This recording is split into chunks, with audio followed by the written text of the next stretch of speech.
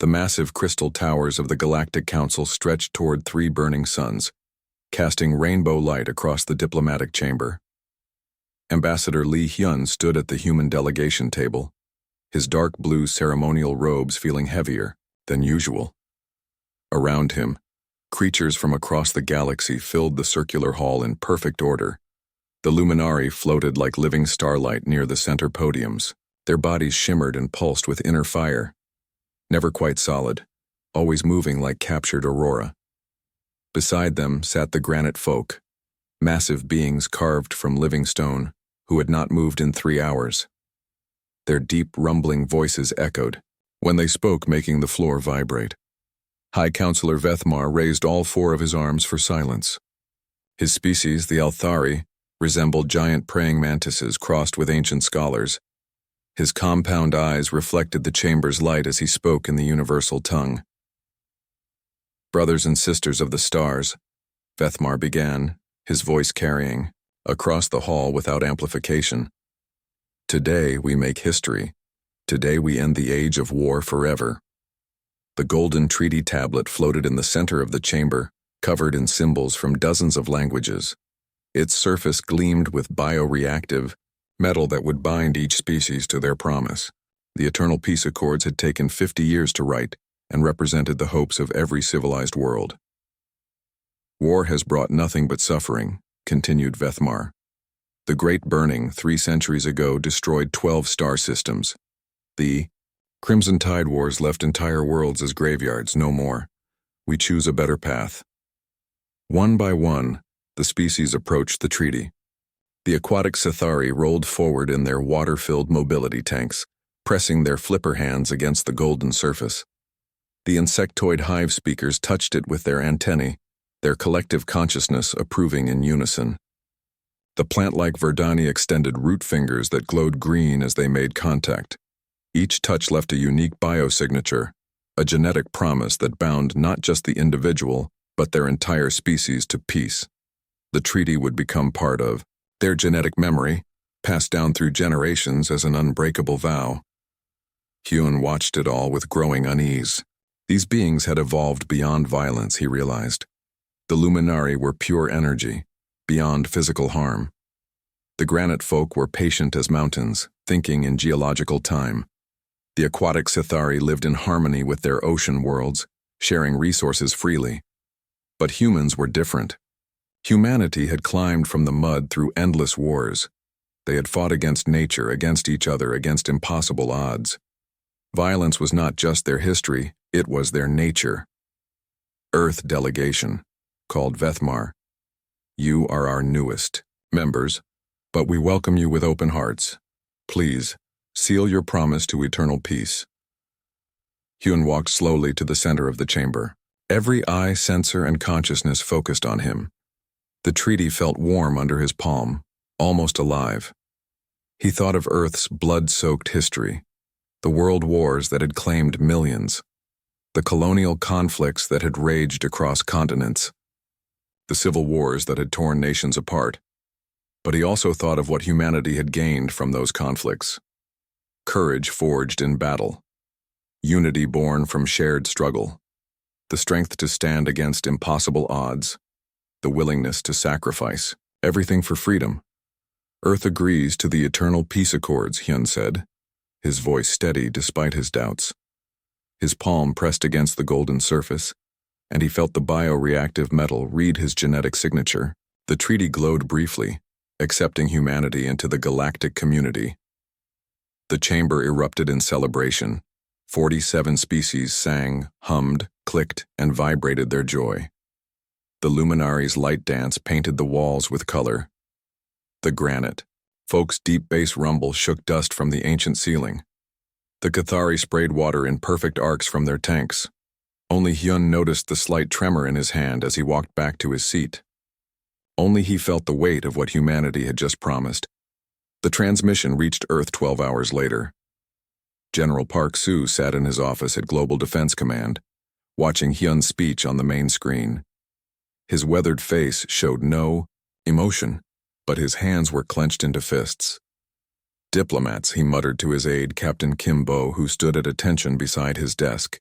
They think they can change human nature with a signature on some alien treaty. Kim Bo nodded but said nothing. He had served under Park Soo for 8 years and knew when his commander was truly angry. This was deeper than anger. This was fear. "Sir," Kim said carefully, "the Council offers us advanced technology, faster than light travel, unlimited energy, medical advances that could end disease forever. Maybe the trade-off is worth it." Park Soo turned from the screen to stare out his window, at the city below. Millions of people went about their daily lives, unaware that their species had just promised to never fight again. They did not know that humanity had agreed to resolve all conflicts through meditation and economic sanctions. "Kim," Park said, quietly, "what happens when someone threatens Earth and we cannot fight back? What happens when diplomacy fails and we have no other choice?" Kimbo had no answer. Both soldiers stood in silence, wondering how long humanity could suppress the warrior spirit that had carried them from caves to the stars. In the distance, the sun set over a world that had just promised to never again know war. Communications. Officer Choi Min was drinking her morning coffee when the emergency signal broke through the peaceful chatter of routine transmissions. The red warning light flashed across her console at Deep Space Monitoring Station Alpha, and her coffee cup slipped from her hands, shattering on the metal floor. "This is Colony Administrator Yoon Tai of Kepler-7. The voice crackled through, heavy static. "We are under attack. Repeat, we are under attack. Unknown ships, they came out of nowhere, and oh God, they're firing on civilian shelters." The transmission dissolved into screaming and the sound of explosions. Then silence. Choi Min's hands shook as she tried to re-establish contact. "Kepler-7, please respond. Kepler-7, come in." Nothing but empty static answered her calls. She immediately sent the recording up the chain of command, her heart pounding as she realized she might have just heard an entire world die. Within 6 hours, the nightmare multiplied. Distress calls flooded in from across the Outer Rim territories. Eden Falls Colony reported massive ships descending from the sky. New Busan Mining Station sent a desperate message about soldiers in black armor dragging families from their homes. Paradise Valley's transmission cut off mid-sentence as someone screamed about orbital bombardment. The pattern became clear quickly. All the attacked colonies were peaceful council worlds, protected only by the eternal peace accords. None had military defenses stronger than police forces and emergency response teams. They had trusted in the galaxy's promise of peace. The attacking force called itself the Hegemony. Intelligence reports described them as a militaristic empire from the galaxy's dark edge, a collection of warrior species that had refused all diplomatic contact with the Council. While civilized worlds had spent centuries building art, science, and philosophy, the Hegemony had built war machines. Emergency Session 4471 of the Galactic Council convened within 12 hours of the first attack. The Great Chamber buzzed with panicked energy as delegates arrived from across known space. The usually calm luminari flickered with agitation, their light forms pulsing red and orange. The massive granite folk had quickened their normally glacial movements, causing minor earthquakes as they hurried to their seats. High Counselor Vethmar called for order, his forearms spread wide. Despite the crisis, his voice remained steady and controlled. "Fellow beings of peace, we face our greatest challenge in 3 centuries. The Hegemony has chosen to attack our outer colonies." The chamber filled with distressed sounds. The Sitharis' water tanks bubbled violently. The insectoid hive speaker's antennae twitched in synchronized alarm. The plant-like Verdani's leaves rustled like wind through a forest. "However," Vethmar continued, "we must not abandon our principles in this dark hour. Violence has never solved anything. We shall respond with the full weight of economic sanctions. No council world will trade with the Hegemony. They will see that aggression brings only isolation and poverty." Ambassador Kang Jae shot to his feet. The young human diplomat had replaced Lee Hyun 2 years ago, and his face now burned with barely controlled anger. "Economic sanctions?" he said, his voice carrying across the silent chamber. "Counselor, they are enslaving millions of innocent beings. Children are dying while we debate trade policies." Shocked whispers filled the hall. Several species had never heard such direct challenge to council authority.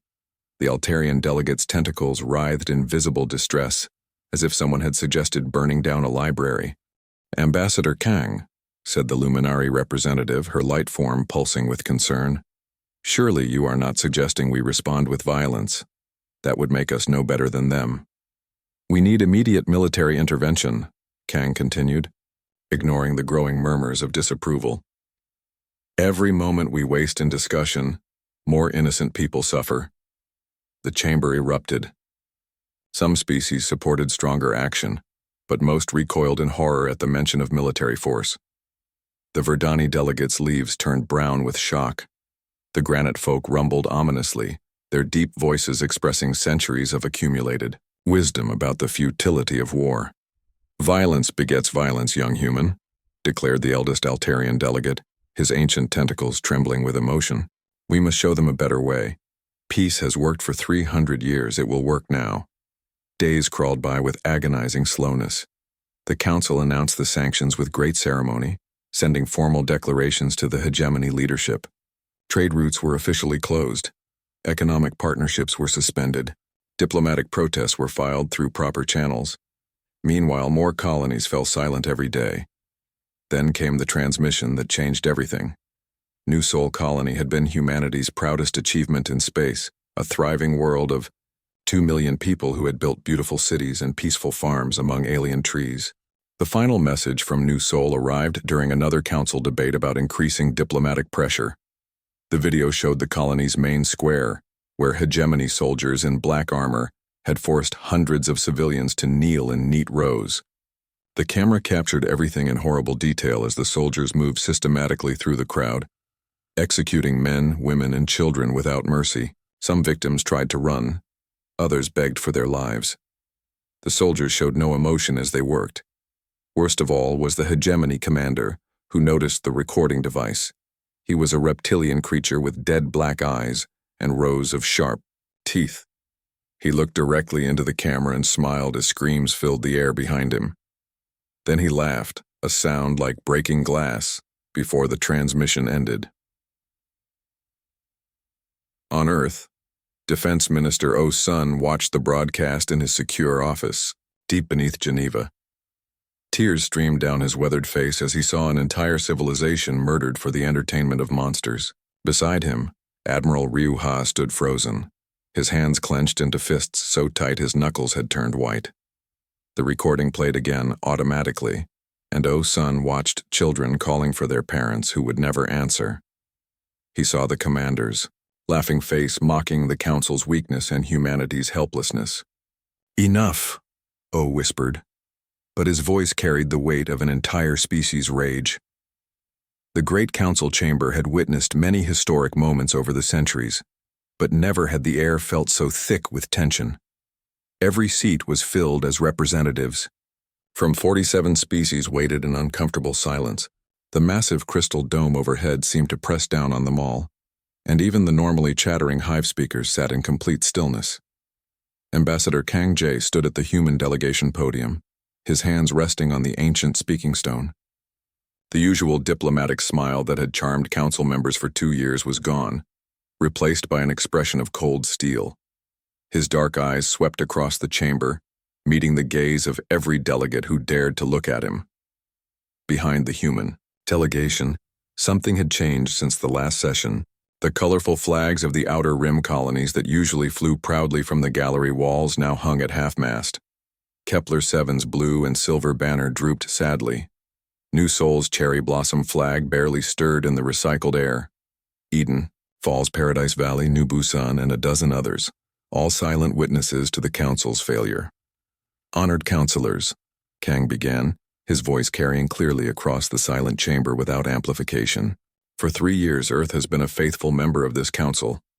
We signed the Eternal Peace Accords in good faith. We believed in your vision of a civilized galaxy where reason would triumph over violence." The Luminari delegates' light form pulsed nervously. The massive granite folk shifted their weight, causing small tremors in the floor. Even the plant-like Verdani's leaves rustled with anxiety, though no wind moved in the sealed chamber. High Counselor Vethmar leaned forward on his elevated platform, his forearms gripping the speaking rails. His compound eyes reflected the chamber's lights as he sensed where the speech was heading. "Ambassador Kang," he interrupted, his voice carrying a note of desperation. "Surely we can find another solution. The sanctions are beginning to work. Our diplomatic envoys report that the hegemony is feeling the economic pressure. Are they?" Kang asked, his voice deadly quiet. "Tell that to the 2 million souls who died on New Sol while your envoys filed their reports. Tell that to the children who called for their parents in Kepler-7's final transmission, while your economic advisors calculated trade statistics." The chamber began to stir uneasily. Several delegates whispered among themselves in their various languages. The Sithari's water tanks bubbled with agitation, and the insectoid hive speaker's antennae twitched in synchronized distress. "There is no other solution," Kang continued, his voice growing stronger. "You have tried negotiations while innocent beings died in slavery. You have imposed sanctions while entire worlds burned. The Council has forgotten a fundamental truth that my species learned long ago. Evil unopposed is evil endorsed." The luminary delegate's form flickered wildly with distress, her light body shifting through angry reds and fearful purples. "You cannot be suggesting what I think you are suggesting," she said, her voice like wind chimes in a storm. "I am not suggesting anything," Kang replied, reaching into his formal robes to produce an official document sealed with Earth's symbol. "I am announcing that Earth formally withdraws from the Eternal Peace Accords, effective immediately." The bomb chamber exploded into chaos. The reaction was unlike anything in the Council's 300-year history. The Altarian delegates' tentacles writhed in panic as they shrieked in their high-pitched language. The hive speakers broke their usual unity, some clicking frantically, while others buzzed in distress. The Verdani's leaves turned brown with shock, dropping to the floor like autumn snow. The elderly Altarian representative, a being who had served on the Council for over a century, simply fainted. His ancient tentacles went limp as he collapsed in his speaking chair, overwhelmed by the horror of what he was hearing. High Counselor Vethmar's voice boomed over the chaos, all 4 arms raised for attention. "You will be pariahs," he shouted, his usual diplomatic composure completely shattered. "No civilized species will trade with you. You will have no access to our technology, our medical advances, our knowledge. Earth will be alone in the darkness between the stars." The threat hung in the air like a physical presence. Several species had already begun backing away from the human delegation, as if violence was a contagious disease they might catch. The Sithari drained their mobility tanks and began rolling toward the exits. The granite folks' rumbling voices spoke of ancient fears awakened. Kang gathered his documents with careful precision, his movements calm and deliberate despite the chaos surrounding him. He placed the withdrawal notice on the speaking stone, where it would become part of the official record. "We have been alone since the first colony fell, Counselor," he said, his voice cutting through the noise. "The only difference is that now we are honest about it." As he turned to leave, his aide, Captain Namjoon, fell into step beside him. The young officer's face was pale with worry as he leaned close to whisper urgently, "Sir, they are right about the consequences. We will lose access to everything. Our colonies will be cut off from galactic trade. Our people will suffer." Kang paused at the great doors that led out of the chamber. Behind them, the chaos continued as 46 species tried to comprehend what had just happened. The sounds of distress and panic echoed off the crystal walls like the cries of frightened children. "No, Captain," Kang said quietly, his hand on the door mechanism. "We will lose everything if we do nothing. Earth chooses justice over comfort. Our ancestors understood that some things are worth more than safety." The massive doors sealed behind them with a deep, resonant sound that seemed to echo through the entire station. The finality of that sound would be remembered throughout the galaxy as the moment when humanity chose war over peace and justice over security. In the silence that followed, 46 species sat alone with their principles, wondering if they had just witnessed the beginning of a new age or the end of civilization itself.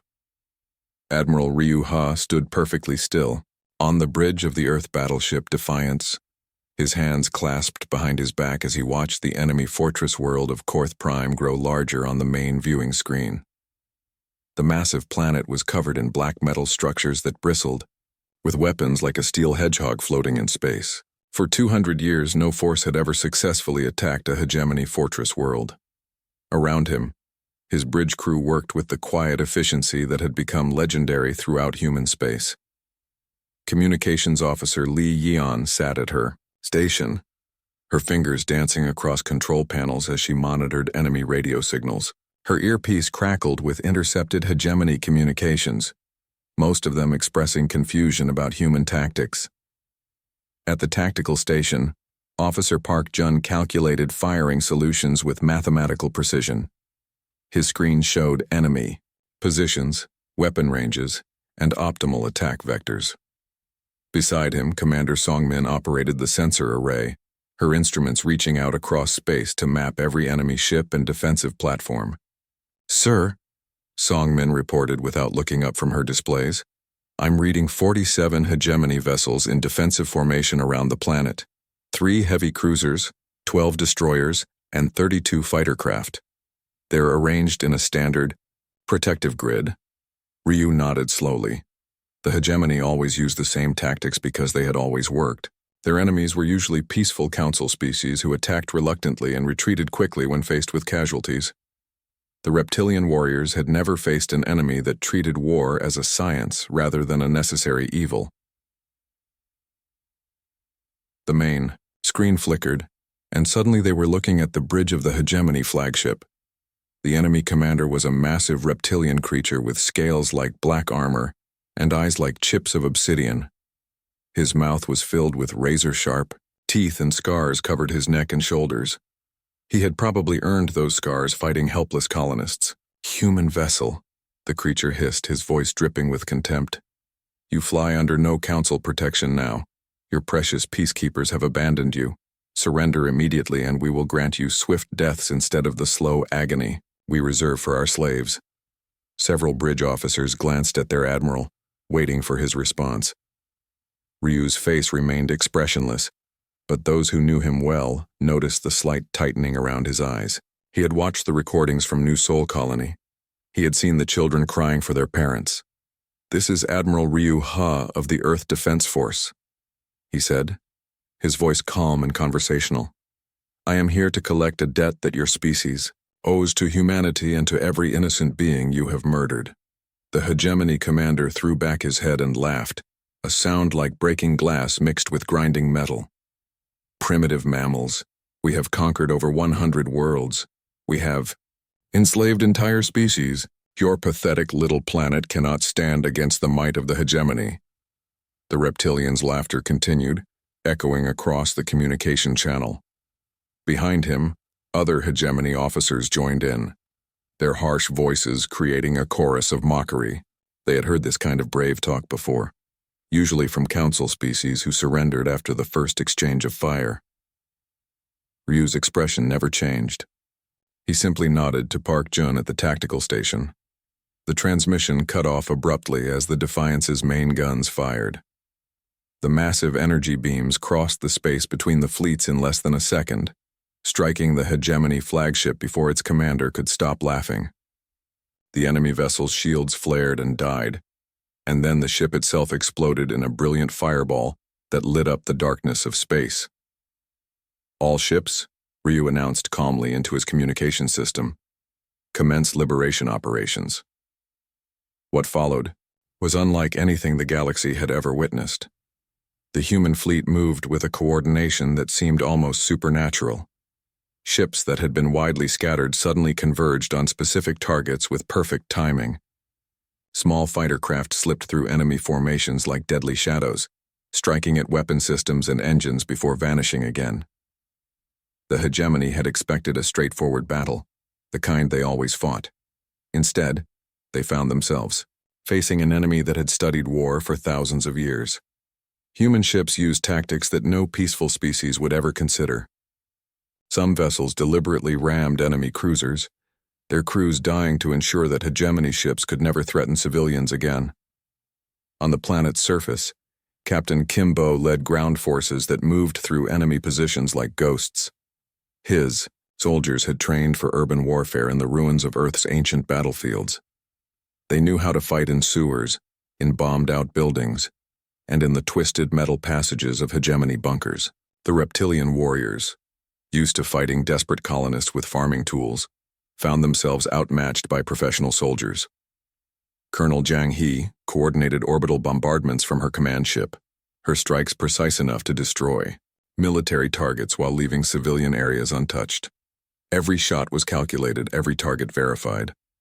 This was not random destruction. This was surgery with starship weapons. The hegemony had built their empire by fighting species that valued every life, enemies who would retreat rather than accept casualties. But humanity approached war differently. Human soldiers fought to the last bullet because they knew what happened to worlds that surrendered to the hegemony. Human commanders made decisions that would give council diplomats nightmares, but those decisions freed enslaved worlds. 6 months. After the first battle, the hegemony's military was completely shattered. Their fortress worlds lay in ruins. Their fleets were destroyed or scattered. Their surviving leaders, the same reptilian creatures who had laughed at human weakness, now knelt before human officers and begged for mercy. The galaxy watched in stunned silence as the species they had dismissed as too aggressive for civilized society accomplished what 3 centuries of council diplomacy could not. The monsters that had terrorized peaceful worlds now cowered before the primitive mammals they had mocked. Peace had returned to the galaxy, but it had not come through meditation or economic sanctions. It had come through the ancient human understanding that sometimes the only way to stop evil is to destroy it completely. The great council chambers felt like a tomb. Where once 47 species had gathered in cheerful unity, discussing trade agreements and cultural exchanges, now only 46 delegates sat in their ancient seats. The empty human section seemed to glow with accusation. Its vacant chairs, reminding everyone of what had happened 8 months ago. The crystal dome overhead no longer sparkled with rainbow light. Instead, it seemed gray and dull, matching the mood of the assembled species. The luminary flickered weakly, their usual, bright glow reduced to dim pulses. The massive granite folk sat motionless, their rumbling voices silent. Even the chattering hive speakers communicated only in whispers. High Counselor Vethmar rose slowly from his elevated platform, his forearms trembling slightly. The confidence that had marked his speeches for decades was gone, replaced by uncertainty and fear.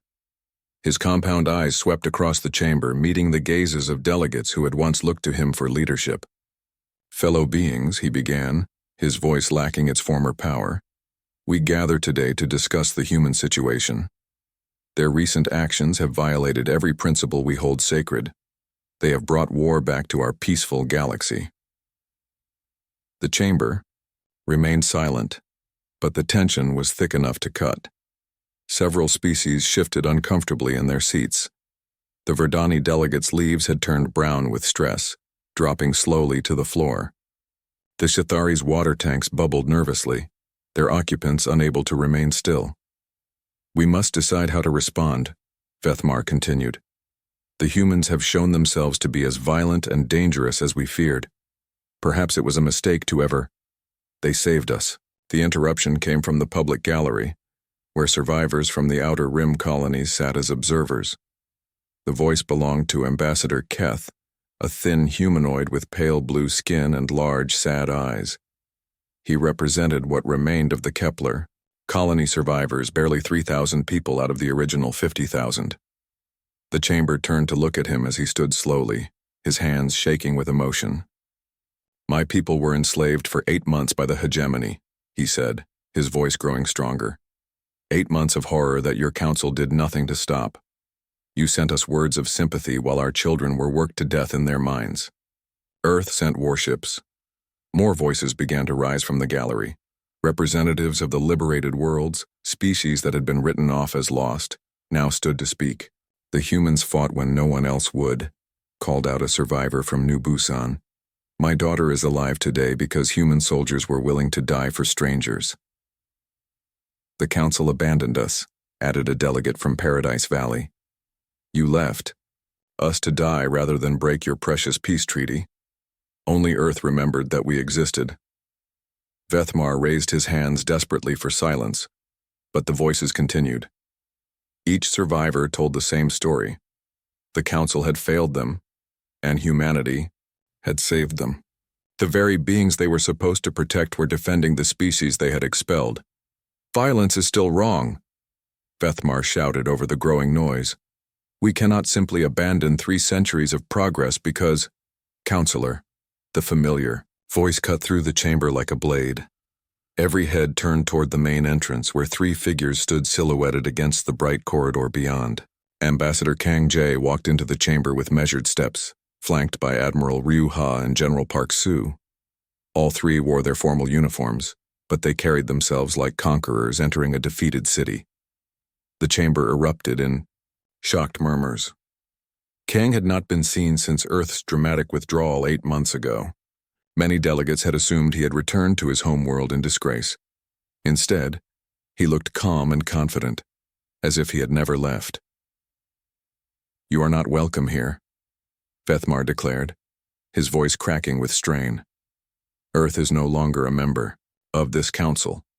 You have no right to. Earth requests readmission to the council, Kang announced, producing an official document sealed with humanity's symbol. Not as a member bound by the Eternal Peace Accords, but as a guardian species.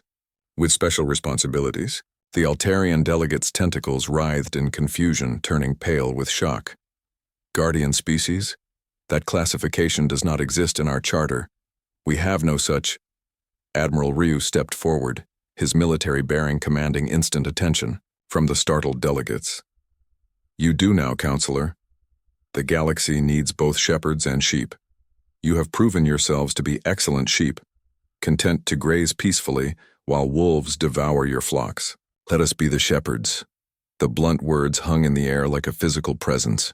Several species recoiled as if they had been slapped. The plant-like Verdani rustled their leaves in distress, while the Luminari's light forms flickered with anger and shame. High Counselor Vethmar looked around the chamber at the faces of his fellow delegates. He saw fear in the Cathari's large eyes, hope in the expressions of the liberated colony survivors, and resignation in the postures of species who had built their civilization on the assumption that peace could exist without strength. The vote was not even close. 46 species, faced with the reality that their perfect peace had been built on a foundation of sand, chose pragmatism over principle. They had learned that sometimes good intentions were not enough to stop evil. The Council recognizes Earth's new status as guardian species, Vethmar announced, his voice barely above a whisper. May whatever gods any of us believe in forgive us all for what we have done. Through the chamber's great crystal windows, the Earth Defense Force fleet could be seen taking protective positions around the Council station. Sleek warships moved with deadly purpose, their weapons pointed outward toward the darkness between stars where other predators might be watching. In that darkness, species that had been quietly planning their own campaigns of conquest suddenly found other galaxies more interesting. The age of unopposed aggression was finally over. Humanity had learned the hardest lesson of all. Sometimes the most loving thing you can do is be willing to fight for those who cannot fight for themselves.